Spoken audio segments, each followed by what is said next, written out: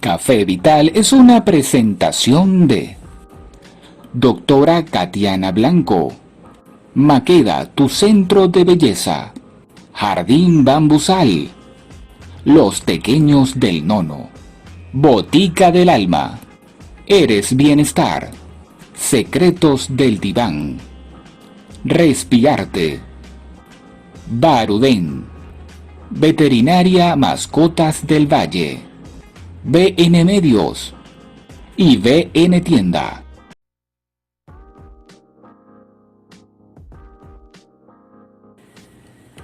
El gran número de venezolanos que migra hacia los países de América Latina ha avivado un sentimiento entre los ciudadanos de las naciones de estos destinos particulares. Hablamos de la xenofobia. En algunos casos culpan a los migrantes por el aumento de la delincuencia o la falta de trabajo. En el caso por lo menos de Perú, contra los venezolanos, ha llevado a que los migrantes sean culpados por la inseguridad. Ellos se refieren así como: estos venezolanos son más malos que nuestros criminales. Son expresiones que se pueden escuchar, por ejemplo, en este país. Una situación que se ha agraviado en época de pandemia, definitivamente, y que lo están reflejando los recientes hechos que han sido noticia y de los cuales nos hemos enterado por las distintas cuentas en redes sociales. Una situación que cada vez, como ya dije, se agrava mucho más, y por eso hemos decidido entrevistar a una especialista socióloga sobre este tema de la xenofobia, particularmente contra los venezolanos. Bienvenida, Maritza Martínez, a Café Vital. Hola Víctor, muy buen día. Saludos para ti y muchos saludos también a tus radioescuchas, y pues por supuesto muy agradecida por la invitación. Comencemos, Maritza, por favor, a definir y a diferenciar lo que es xenofobia con racismo. Fíjate, esto es un tema bien interesante, y sobre todo tratarlo en estos tiempos donde los venezolanos estamos tan sensibles, ¿no?, con respecto a esta situación xenófoba que se ha presentado en algunos focos. Tampoco pudiéramos decir que se trata de toda una situación a nivel mundial, pero por supuesto un acto de xenofobia es un acto que siempre vamos a lamentar.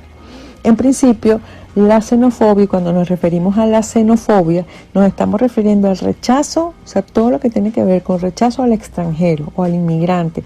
Rechazamos su cultura, rechazamos su forma de pensar, incluso rechazamos todo lo que tiene que ver con sus diferencias fenotípicas. Eso va a generar, por supuesto, hostilidad, va a generar exclusión y va a generar marginación. Eso en el caso de xenofobia. Y en el caso del racismo nos referimos entonces a la presencia de una ideología suprema en defensa de una raza o color, ¿no? Vamos a ir hilando las diferencias de una raza o color, que es una valoración que se hace básicamente desde el aspecto biológico, o sea, desde el color de tu piel. Ahí tú no puedes interferir ni puedes influir en nada. O sea, naciste blanca, naciste negra, naciste marroncita, naciste más quemada, naciste todo.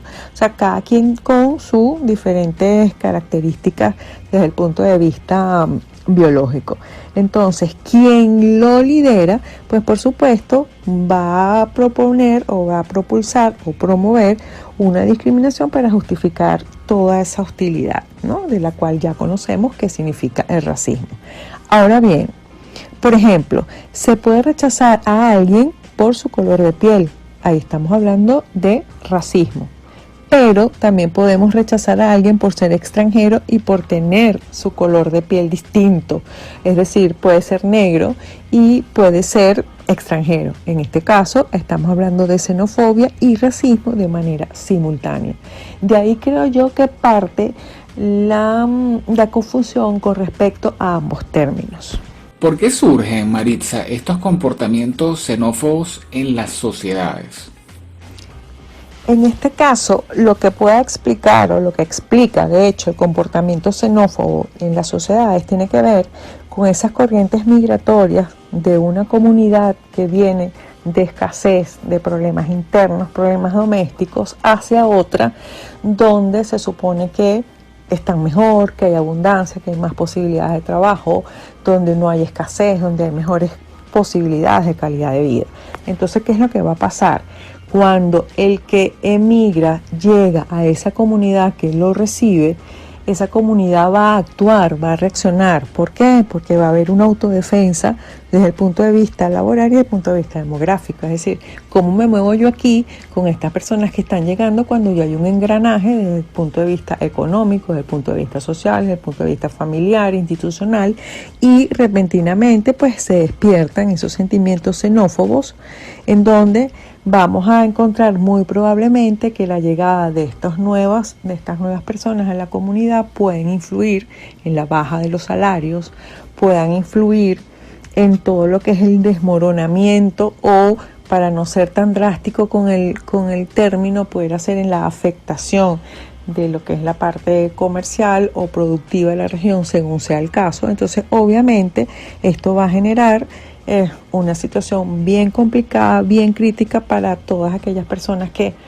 no solamente que se van en busca de una mejor oportunidad, sino de aquellas que ya están en su sitio, que ya están en su lugar de origen, pues llegan aquellas personas y van a interactuar y de alguna manera se va a trastocar lo que es su cotidianidad, su nivel de vida, su calidad de vida, su cotidianidad, para hacerlo en términos más comprensivos para todos los oyentes. ¿Cuál es la responsabilidad de los medios de comunicación en relación a la manera como tratan o muestran las informaciones relacionadas a los actos de xenofobia? Y por otra parte, deseo preguntarte cómo impacta también el discurso político de ciertos líderes. Vemos, por ejemplo, esa frase retórica del virus chino que se usó frecuentemente por el expresidente Donald Trump y otras por otros líderes, por ejemplo, colombianos, al llamarnos veneco. Bueno, en fin, ¿cómo afecta esto? Los medios de comunicación, sin duda, los medios de comunicación tienen un papel fundamental, así como el discurso político. Empezando por esto último, ya hemos escuchado ciertos líderes de manera asombrosa, líderes políticos me refiero, de manera asombrosa, pues hablar de todo lo que significa pues el rechazo hacia los inmigrantes venezolanos, pues que es el caso que nos ocupa, por ejemplo, por lo menos a mí en este caso que me toca de manera sustancial, ¿no? Aquí vemos, por ejemplo, cuando la alcaldesa Claudia López de Bogotá, ella pues asume que los migrantes venezolanos son los que son los culpables de todo lo que ha pasado con la criminalidad en Bogotá. Hay aristas políticas, obviamente, habría que adentrarse en la política colombiana, de Bogotá específicamente, para saber qué es lo que pasa allí. Ya sabemos que Colombia en general y Bogotá en particular tiene sus complejidades, ¿no? Desde todo punto de vista, desde la falta de oportunidades de trabajo, desde la violencia social, el conflicto armado, etcétera. Entonces es bien interesante porque todo esto puede servir. Por supuesto, el grupo discriminado, el grupo que está en desventaja, puede servir de excusa, puede servir de escudo a un determinado partido político o a una determinada vocería política. Desde este punto de vista, sin duda, lo mismo hizo Bolsonaro hacia el 2018 con todo lo que tenía que ver con campamentos venezolanos. Lo mismo pasó en días atrás con una legisladora peruana, donde dijo que buenos o malos a los venezolanos a todos los iba a votar del país y que sí, simple y sencillamente pues nos teníamos que ir del Perú, ¿no? Entonces toda esta situación, por supuesto, genera o puede generar o favorece los brotes violentos y hostiles hacia los inmigrantes venezolanos. En el caso de los medios de comunicación, también pues es la crítica que yo creo que todos hemos hecho, y en este caso como sociólogos siempre tenemos presente, es el tono amarillista de la noticia. Es decir, ¿hay casos xenófobos? Claro que hay casos xenófobos. ¿Hay brotes xenófobos? Por supuesto que los hay. Que por ser un brote deja de ser más importante o menos importante, no, es importantísimo. Para mí es fundamental ver a un venezolano sufrir o en condiciones de penurias, pues cada vez que está emigrando y el trato que recibe. Ahora, esa es la realidad del migrante venezolano en toda la situación o en la mayoría de las circunstancias, definitivamente no. Y ahí juega entonces el papel de los medios de comunicación, un papel fundamental para apoyar o sea, para apoyar que esto sea muchísimo más llevadero y menos traumático para cualquier migrante en particular, o que sea, pues, por supuesto, favorecedor a todas estas políticas y discursos que hay en contra del migrante. ¿Tiene alguna relación la situación política o económica de un determinado país en la manifestación o en el incremento de estos actos? Sin duda, la situación política y la situación económica tienen que ver directamente y proporcionalmente con todo lo que es la xenofobia. Porque ¿qué es lo que pasa? Cuando tú te mueves de tu país, te mueves porque estás, como lo mencionamos en el punto primero, iniciando la entrevista, o sea, estamos en un punto de escasez, estamos en un punto de inseguridad personal, estamos en una situación donde las instituciones del Estado no funcionan, donde hay alto costo de la vida, donde hay escasez, donde no puedo comprar comida. Entonces, ¿qué hago? Me voy a ir buscando nuevas oportunidades. En esas nuevas oportunidades, pues puede darse la migración incontrolada, que es lo que está sucediendo, en las fronteras básicamente, en donde pues por supuesto es un río de gente que está saliendo, para hablar específicamente de la migración venezolana, que está saliendo en búsqueda de nuevas oportunidades.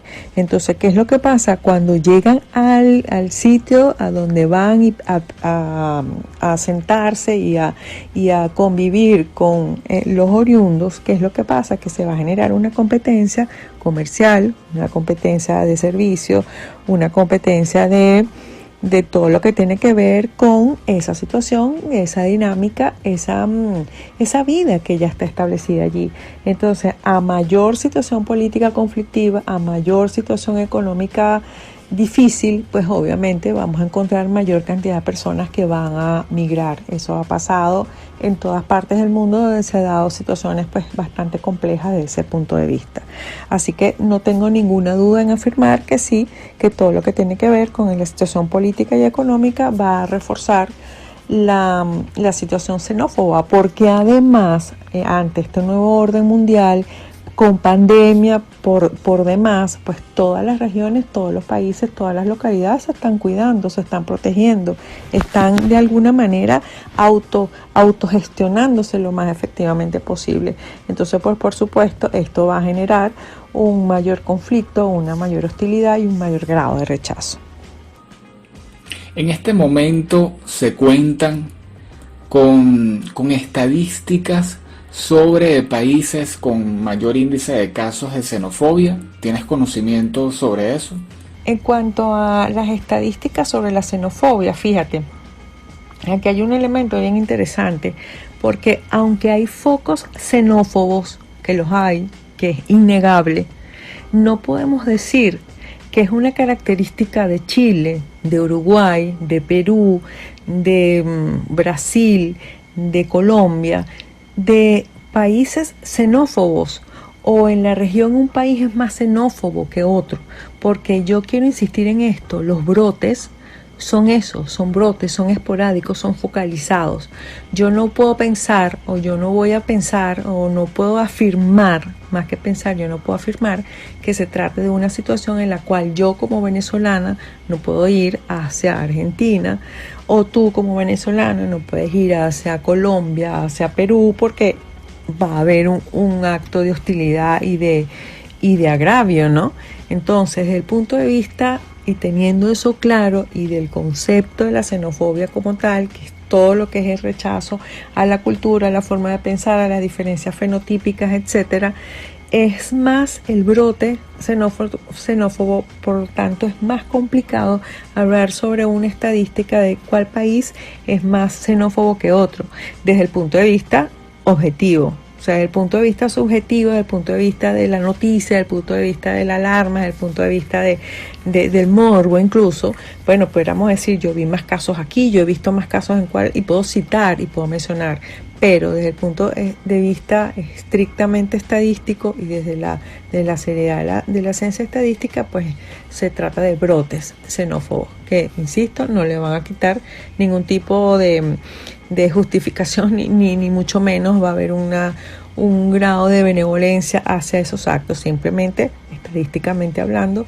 no me atrevería sino a decir que Estados Unidos es el único país como política de Estado que implementa la xenofobia. Por ejemplo, la construcción del muro en México para evitar pues que los migrantes mexicanos pasen hacia sus límites territoriales, ¿no? Desde ese punto de vista que ya es una política de Estado, ya podemos hablar de que, oye, ya es un presidente de la República que está promoviendo todo esto. O mantener una cárcel o mantener una especie de gueto allí en la frontera para que no pasen y separar a niños de padres y todo esto, pues eso lo estamos viendo en Estados Unidos como política de Estado, ¿no? Entonces hay que tener cuidado con eso y hay que tratar de rescatar pues todo lo valioso que pueden hacer los medios de comunicación o la influencia que pueden tener los medios de comunicación en este tema.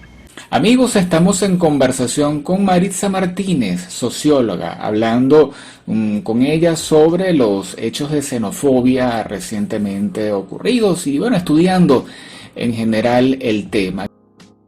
Seguimos con mucho más de Café Vital a través de Radio Sintonía 1420 AM, transmitiendo por su dial para toda la Gran Caracas, los Altos Mirandinos, La Guaira, también a través de la página web www.radiosintonía1420.com.be para todo el mundo, una página recientemente renovada, así que ingresa, revísala, verifica todo lo que es nuestra programación, conoce a nuestros talentos, allí tienes la parrilla de la programación y también los rostros de todo el equipo que formamos parte de Radio Sintonía. Y recuerda además que este espacio lo puedes escuchar en diferido a través del canal YouTube BN Medios.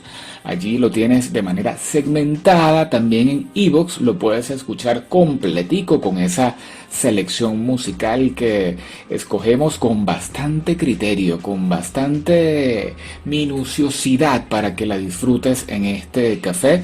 Y también por el IGTV de @eresbienestar va a estar este programa y están todos los que hemos emitido. Estamos en conversación con Maritza Martínez, socióloga, hablando acerca de la xenofobia. Maritza, ¿cuáles son las instancias a donde puede acudir un venezolano o un extranjero que pueda ser víctima de xenofobia? Sí, cuando hablamos de instancias a las que pueden acudir los migrantes que están en esta situación, yo te diría, claro, embajadas, consulados, no hay ningún inconveniente, allí te van a solventar, allí te van a resolver. Pero sabemos que no es así. Y sabemos que no es así por una sola razón. Y es una razón que no puedo dejar de pasar en esta conversación, Víctor, y tiene que ver con el concepto de aporofobia, que es el inmigrante en condición de pobreza.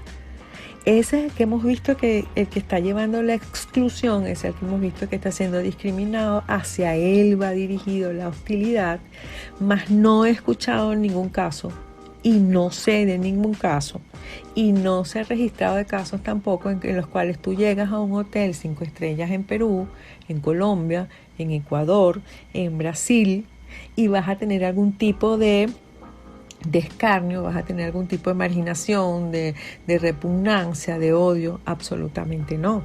Entonces hay que tener cuidado con eso porque en el fondo esta xenofobia puede tener enmascarado, muy enmascarado, de manera solapada, lo que es un excesivo clasismo sobre el inmigrante y el celo clasista que puede haber y se puede esconder detrás del término xenófobo, ¿no?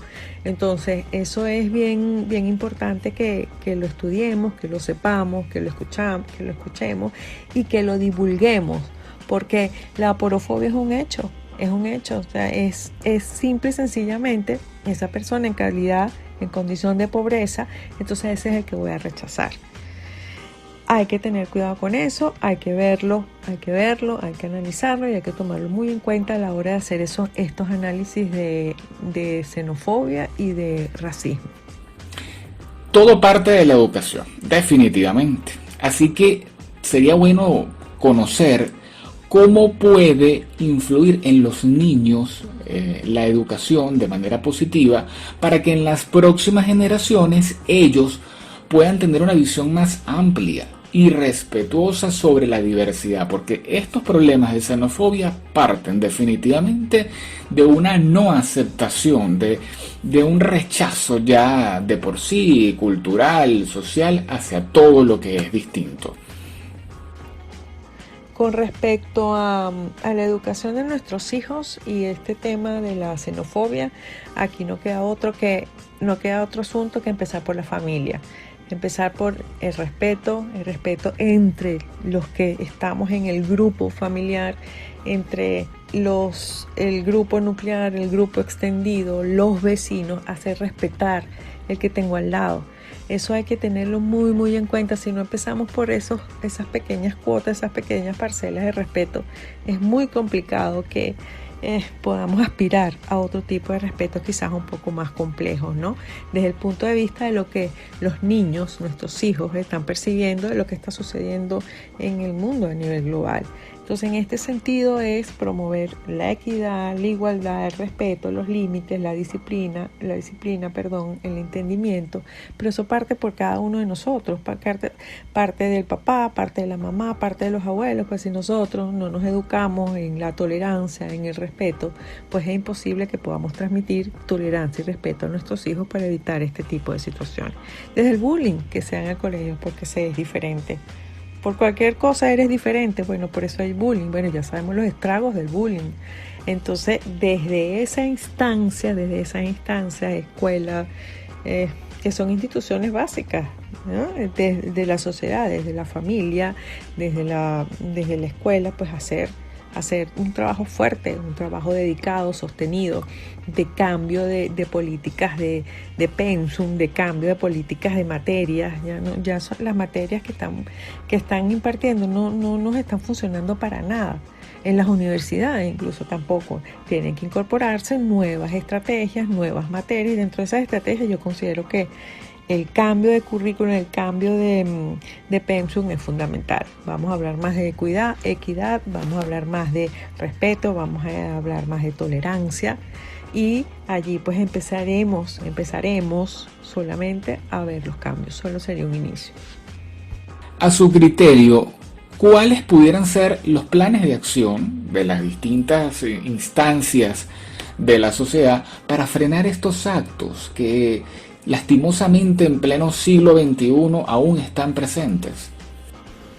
Como plan de acción, yo diría que a corto plazo pudiéramos hablar de la importancia de los medios de comunicación, cómo pueden abordar todos estos temas. Por ejemplo, este espacio me parece fundamental, donde podamos debatir, donde podamos decir todas estas cosas, todos estos conceptos y todas estas consideraciones que hemos esgrimido aquí.